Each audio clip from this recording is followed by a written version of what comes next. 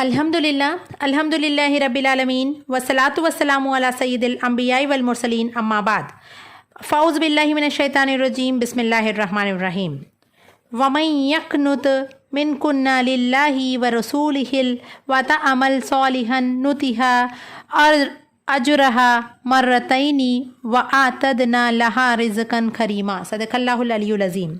अल्लाहुम्मा सल्ली अला मुहम्मदिन व अला आलि मुहम्मदिन व बारिक वसल्लिम। रब्बि इश्रह सदरी व यस्सिर ली अमरी वहलुल उक़दतम मिन लिसानी यफ़क़हू क़ौली वजअलनी वज़ीरन मिन अहली आमीन या रब्बल आलमीन। राह हक़ के साथियों, अस्सलामु अलैकुम व रहमतुल्लाहि व बरकातुहू। इंशाअल्लाह आज हम 22वें पारे का मुताला करेंगे। इस पारे में 4 हिस्से हैं। सूरतुल अहज़ाब का बकिया हिस्सा है, सूर सबा मुकम्मल, सूर फ़ातिर मुकम्मल और सूर यासीन का इब्तदाई हिस्सा मौजूद है। सूर अहज़ाब का बकिया हिस्से में हम 4 बातें पढ़ेंगे। वो ये है कि अजवाज़ मुतहरात के लिए 7 अहकाम बयान की गई है। यहाँ पर नज़ाकत के साथ बात ना करे, नज़ाकत के साथ बात ना करे, बिला ज़रूरत घर से ना निकले, ज़माने जाहिलियत की ख़तीन की तरह अपनी ज़ीनत और सतर की इजहार करते हुए बाहर ना निकले, नमाज की पाबंदी करे, ज़कात दिया करे, अल्लाह और उसके रसूल की इताअत करे, कुरानी आयत की तिलावत और अहदीस का मुज़ाकरा किया करे। फिर उसके बाद मुसलमानों की 10 सिफ़ात बयान की गई है। फिर निकाह रसूल सल्लल्लाहु अलैहि वसल्लम, जब हज़रत ज़ैद बिन हारिस रज़ियल्लाहु ताला अन्हा और आपकी फूफी ज़ात बहन हज़रत ज़ैनब रज़ियल्लाहु ताला अन्हा के दरमियान निभा ना हो सका और इनके दरमियान जुदाई वाक़ई हो गई, तो अल्लाह ताला के हुक्म से खुद आप सल्लल्लाहु अलैहि वसल्लम ने हज़रत ज़ैनब रज़ियल्लाहु ताला अन्हा से निकाह की है। फिर नबी करीम सल्लल्लाहु अलैहि वसल्लम दरूद व सलाम का हुक्म दिया गया है। उसके बाद सूरतुल सबा है, इसमें 2 बातें हैं। हज़रत दाऊद अलैहिस्सलाम और हज़रत सुलेमान अलैहिस्सलाम का किस्सा है। अहले सबा के ग्रोह और उनके गुरूर व तकब्बुर का वाक़या भी है। उसके बाद सूरतुल फ़ातिर में 2 बातें ये है कि तौहीद का दलाइल और दूसरा मुसलमान के 3 ग्रोहों के ताल्लुक़ से बात की गई। वो मुसलमान जिनके गुनाह ज़्यादा हो, नेकियां और गुनाह बराबर जिनका ग्रोह है, फिर नेकियां जिनके ज़्यादा है। ये 3 ग्रोहों का जिक्र यहाँ है। फिर उसके बाद सूरतुल यासीन के इब्तदाई हिस्से में जो 4 बातें हैं वो रिसालत और कुरैश की मज़म्मत के बारे में बता दी गई और यहाँ पर ये 2 बातें यहाँ पर आई है। अब चलिए आगे बढ़ेंगे, मुताला करेंगे। सूरतुल अहज़ाब के रुकू नंबर 4 है, आयत नंबर 28 to 34। यहाँ पर नबी करीम सल्लल्लाहु अलैहि वसल्लम से इरशाद फरमाया जा रहा है कि अपनी बीवियों से कहो कि अगर तुम दुनिया और उसकी ज़ीनत चाहती हो तो आओ, मैं तुम्हें कुछ दे दिलाकर रुखसत कर दूं। अगर तुम अल्लाह और उसके रसूल और आखिरत की तलबगार हो तो अल्लाह तुम्हारे लिए बड़ा अजर मुहैया करेगा। नबी सल्लल्लाहु अलैहि वसल्लम के बीवियों से यहाँ पर मुखातिब की जा रही है कि उनमें से जो कोई फ़हश हरकत का इर्तिकाब करेगी उसे दोहरा अज़ाब दिया जाएगा, और उनमें से जो अल्लाह और रसूल सल्लल्लाहु अलैहि वसल्लम की इताअत करेंगे और नेक अमल करेंगे तो उनके लिए दोहरा अजर भी दिया जाएगा। ये बात बता दी गई। और उन लोगों से ये भी बात कही गई कि ज़बान से यानी आवाज़, ऊंची आवाज़ से बात ना किया करें और बल्कि साफ सीधी बात किया करो और गंदी ज़बान ना इस्तेमाल करें, और अपने घरों में ही बैठी रहने का भी यहाँ पर हुक्म दी गई है। और सज धज कर ना निकलो, बल्कि यहाँ पर वो बाहर ना निकलो, ये भी हुक्म दिया गया है। नमाज और ज़कात देने का भी हुक्म यहाँ पर आया है। फिर अल्लाह ताला चाहते हैं कि नबी करीम सल्लल्लाहु अलैहि वसल्लम के अहले बैत से गंदगी दूर करे और पाक कर दे उन लोगों को। फिर उसके बाद रुकू नंबर 5 है, आयत नंबर 35 से 40, 35 to 40।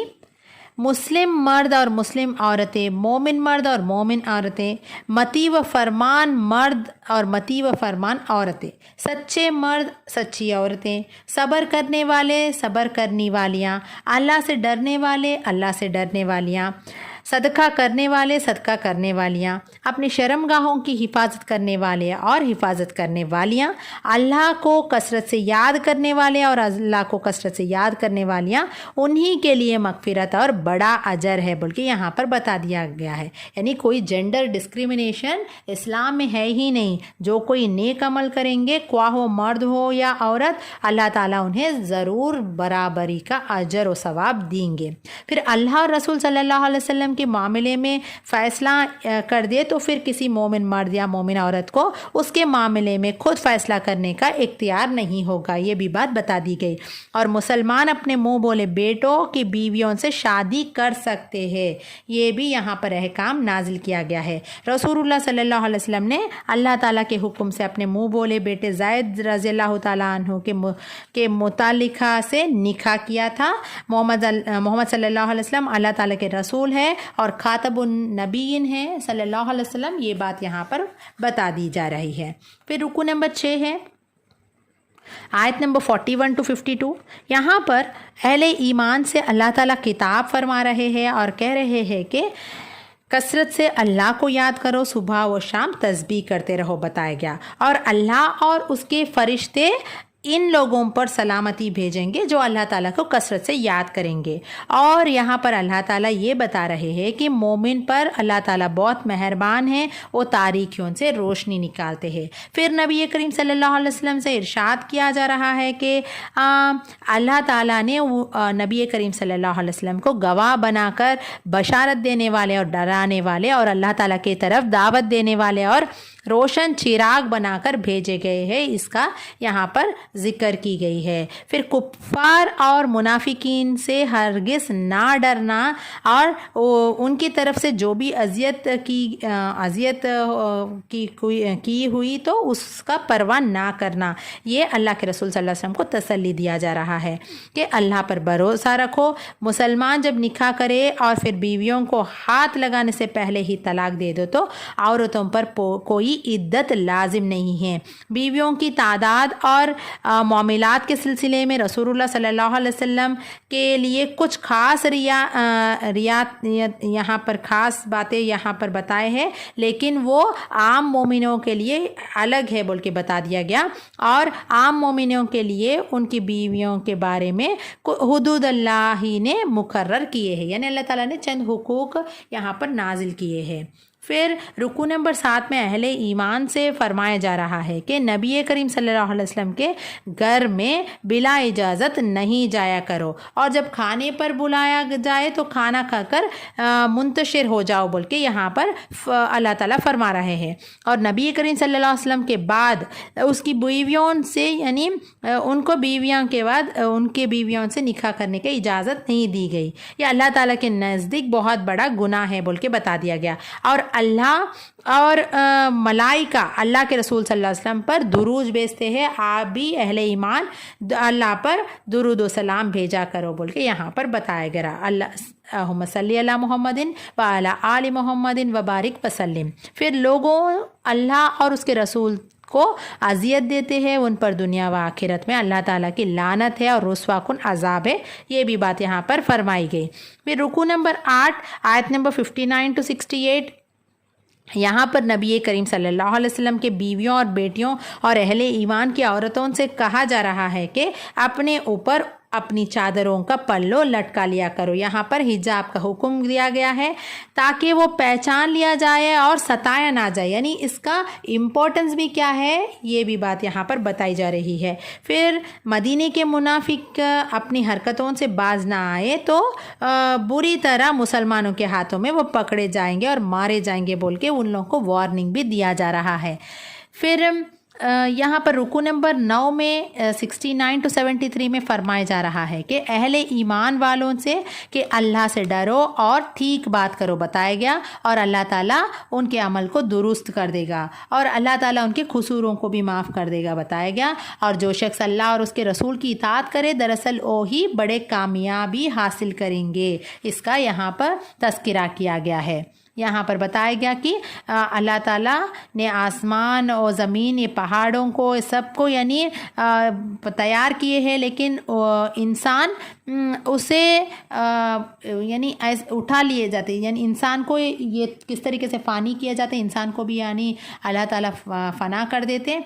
बेशक अल्लाह इंसान बड़ा जालिम और जाहिल है बोल के बताया गया, क्योंकि उसने अमानत यानी जो भी अल्लाह ताला दिए तो उसको मिसयूज़ कर रहे हैं। अल्लाह ताला मुनाफिकीन और मुशरिकीन को यानी उनके मर्द और औरत को सज़ा देंगे, और मोमिन मर्द और मोमिन औरतों की तौबा कबूल करेंगे अल्लाह ताला। ये बात यहाँ पर बता दी गई है।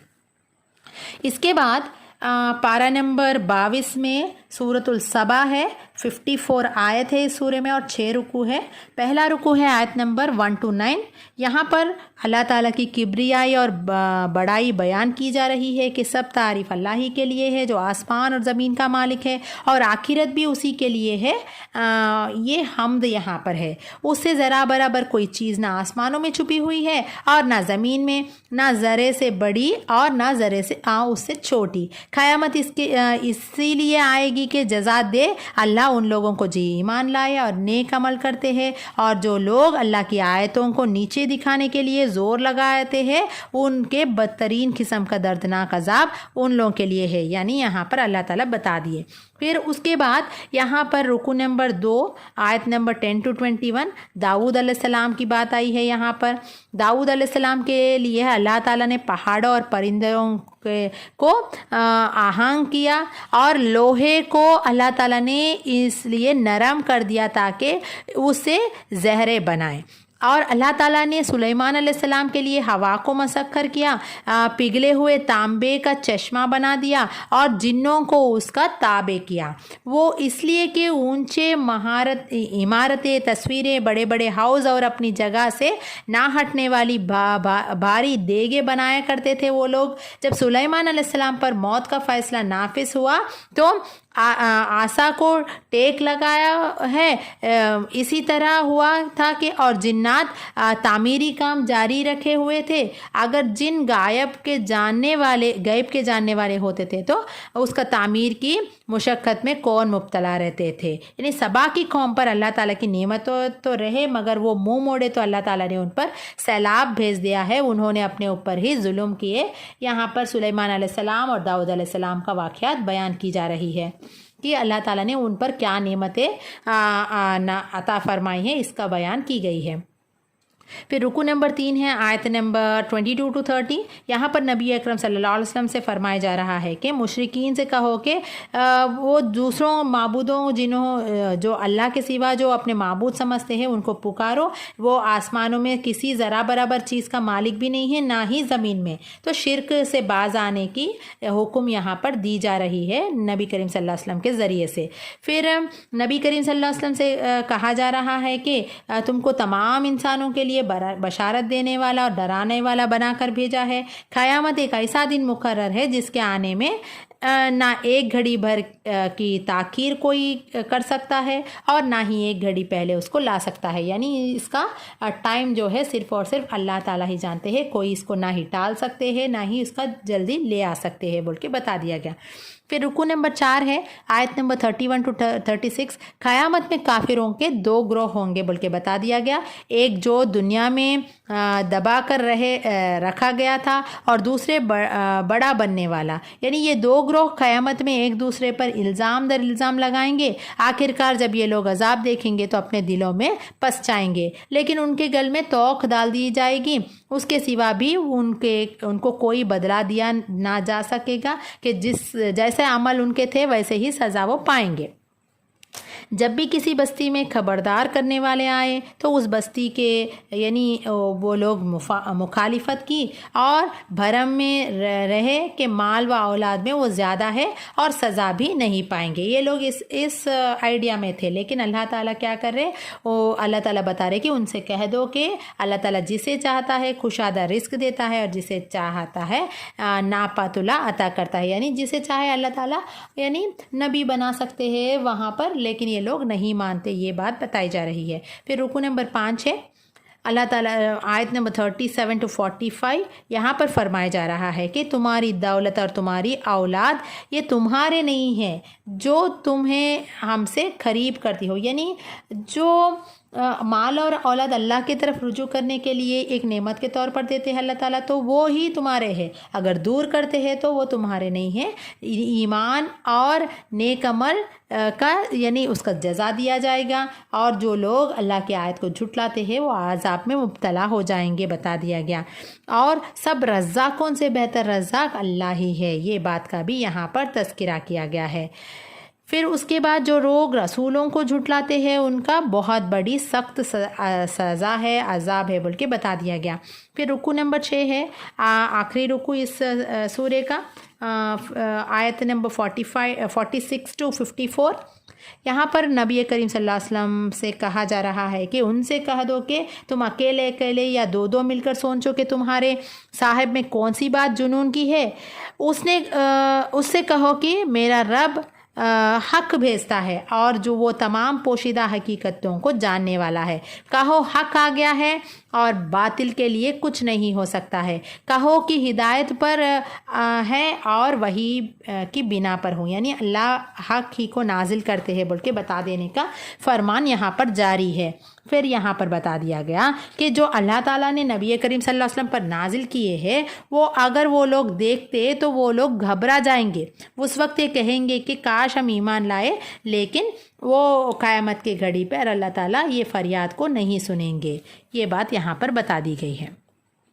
پھر اس کے بعد سورۃ الفاتر ہے، 5 رکوع ہے اس میں اور 45 آیت ہے۔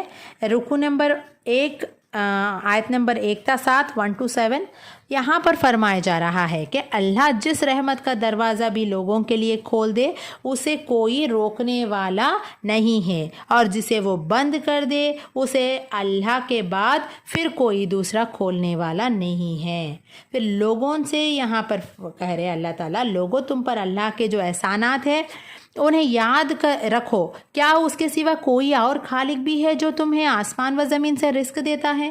لوگوں اللہ کا وعدہ یقیناً برحق ہے، لہٰذا دنیا کی زندگی تمہیں دھوکے میں ڈال رکھا ہے اور وہ نہ بڑا دھوکے باز تمہیں اللہ کے بارے میں دھوکے دینے پائے، یعنی شیطان کی بات آئی ہے۔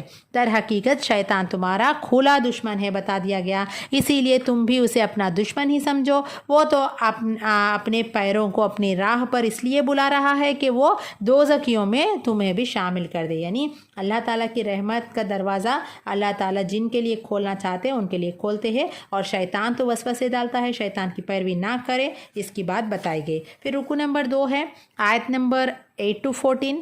اللہ تعالیٰ کے ہاں جو چیز اوپر چڑھتی ہے وہ صرف پاکیزہ خول ہے اور مال صالح اس کو اوپر چڑھاتا ہے۔ راہیں وہ جو لوگ جو سود کرتے ہیں ان کے لیے سخت عذاب ہے، یعنی جو بھی اللہ کے راہ میں خرچ کرتے ہیں وہی اللہ قبول کرتے ہیں، بتا دیا گیا۔ پھر اللہ تعالیٰ یہاں پر بتا رہے ہیں کہ انسان کو مٹی سے پیدا کیا، نطفے سے پھر جوڑے بنا دیا ہے، کوئی عورت حاملہ نہیں ہوتی ہے نہ بچہ جانتی ہے مگر یہ سب کچھ اللہ کا علم میں ہوتا ہے۔ کوئی عمر پانے والے عمر نہیں پاتا اور نہ کسی کے عمر میں کچھ کمی ہوتی ہے مگر یہ سب کچھ ایک کتاب میں لکھا ہوتا ہے، یعنی اللہ تعالیٰ آلریڈی حیات کا جو چیز ہے تقدیر میں لکھ دیے ہیں، کوئی اس کو نہ ہی بڑھا سکتے نہ ہی کم کر سکتے ہیں، اس کو اللہ تعالیٰ آلریڈی بتا دیے، یعنی کتاب میں محفوظ رکھ کے بتا دیا گیا۔ اور میٹھے پانی اور کھارے پانی کے ذخیرے یکساں نہیں ہیں مگر تم دونوں سے تر و تازہ گوشت حاصل کرتے ہو۔ کشتی اسی پانی پر چلتی ہے، وہ دن کے اندر رات اور رات کے اندر دن کو پروت ہوا لاتا ہے، چاند اور سورج کو اسی نے مسخر رکھا ہے۔ وہی اللہ تمہارا رب ہے، بادشاہی اسی کا ہے، اس کو چھوڑ کر جن دوسروں کو تم پکارتے ہو وہ یعنی کسی چیز کا مالک نہیں ہے، بتا دیا گیا۔ یعنی شرک سے محفوظ ہونے کے لیے اللہ تعالیٰ یہاں پر چند دلائل پیش کیے توحید کے، اور شرک سے باز آنے کے لیے لوگوں کو سمجھا رہے ہیں۔ پھر رکوع نمبر 3 ہے، آیت نمبر 5 to 26۔ یہاں پر بتایا جا رہا کہ کوئی بوجھ اٹھانے والا کسی دوسرے کا بوجھ نہ اٹھائے گا، اور کوئی لڑا ہوا نفس اپنا بوجھ اٹھانے کے لیے پکارے گا تو اس کے بار کا ایک ادنا حصہ بھی بتانے کے لیے کوئی نہ آئے گا، چاہے وہ قریب ترین رشتہ دار ہی کیوں نہ ہو۔ اے نبی صلی اللہ علیہ وسلم، تم انہی لوگوں کو متنبع کر سکتے ہو جو بغیر دیکھے اپنے رب سے ڈرتے ہیں اور نماز قائم کرتے ہیں۔ اندھا اور آنکھوں والا برابر نہیں ہے، تاریکیاں اور روشنی یکساں نہیں ہے، ٹھنڈی چھاؤں اور دھوپ کی تپش یکساں نہیں ہے، زندہ اور مردہ یکساں نہیں ہیں۔ یہ تمام چیزیں اللہ تعالیٰ بتا رہے کہ یہ دو برابر نہیں ہو سکتی۔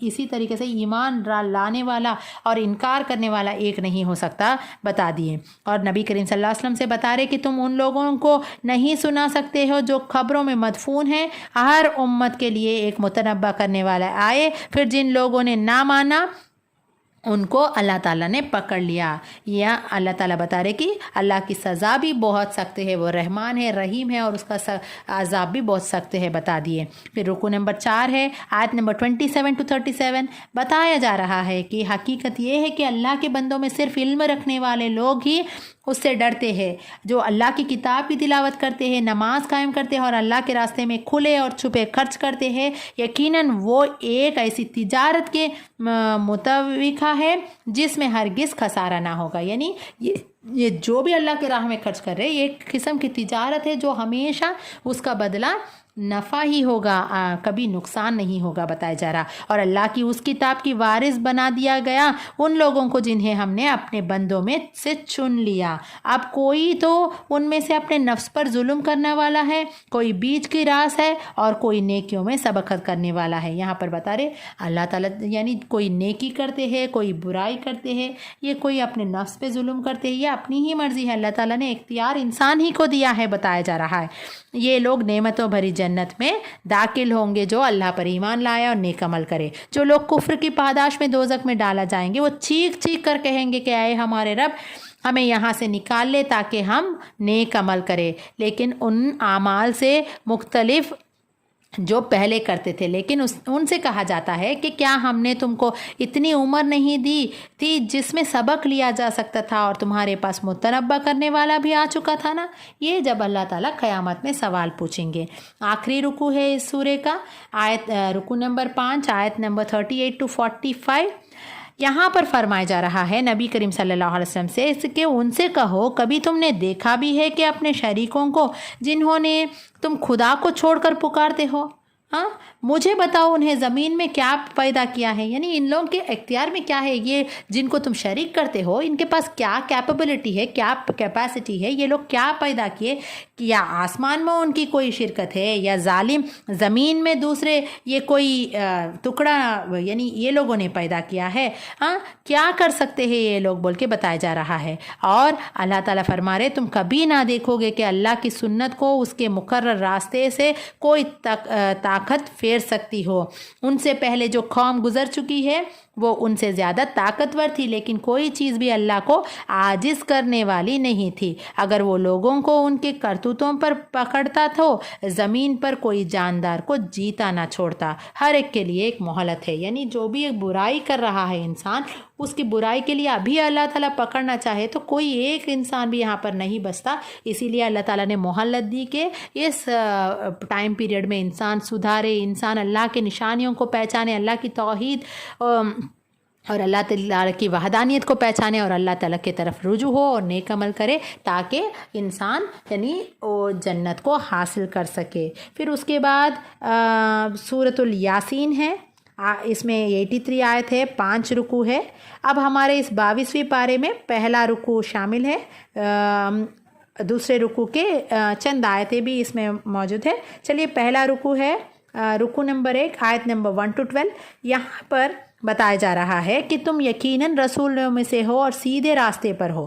نبی کریم صلی اللہ علیہ وسلم سے فرما رہے ہیں تم اس قوم کو خبردار کرو جس کے اکثر لوگ فیصلہ عذاب کے مستحق ہو چکے ہیں، اسی لیے وہ ایمان نہیں لاتے۔ ہم نے ان کی گردنوں میں طوق ڈال دیے ہیں اور ان کے آگے اور پیچھے ایک ایک دیوار کھڑی کر دی ہے، اور انہیں کچھ بھی نہیں سوچتا ہے۔ تم تو اسی شخص کو خبردار کر سکتے ہو جو بے دیکھے رحمان سے ڈرتا ہو، اسے مغفرت मग़फ़िरत और अजर करीम की बशारत दे दो। जो अमल भी वो करते हैं हम लिखते चले जा रहे हैं, और जो कुछ आसार उन्होंने पीछे छोड़ते हैं हम उन्हें भी सबूत कर रहे हैं।